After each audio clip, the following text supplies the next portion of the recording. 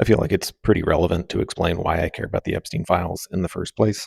For those of you who don't know me, I have a podcast. It's called Unfuck the Poor. 12 of you have seen it or listened to it, and I appreciate that.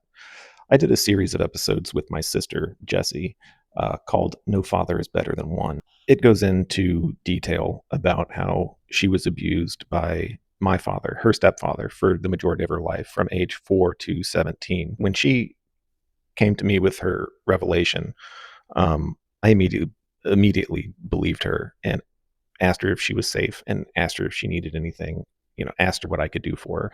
And I immediately cut my father out of my life. My sister is such a strong person, and I admire her so much for her strength.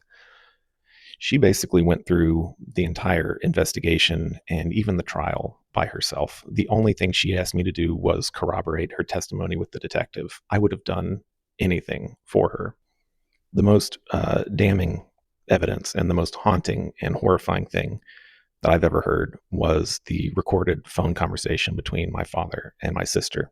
If you don't know what victim blaming actually sounds like, I'm going to tell you, and it's disturbing. My father told my sister that when she was 4 years old, she came on to him and that she wanted the abuse and that he couldn't stop her because he had a bad back.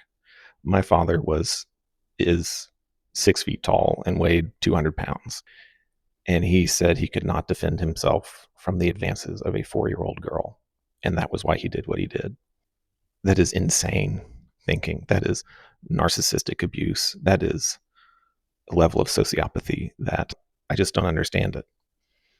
My father's currently serving 20 years in prison, and I don't think that is a harsh enough sentence for him. They do not deserve the freedom to abuse and traffic as they wish. They need to go to jail. They need to be held accountable. And that's why I care so much about the Epstein files and especially how we deal with them. It should not take millions of documents to corroborate the stories and testimony of Epstein's victims. It just shouldn't. But that's where we're at. The people responsible need to be held accountable and they need to go to jail. And that's that. And we as a society should not allow any space for them. They do not deserve to be in positions of power.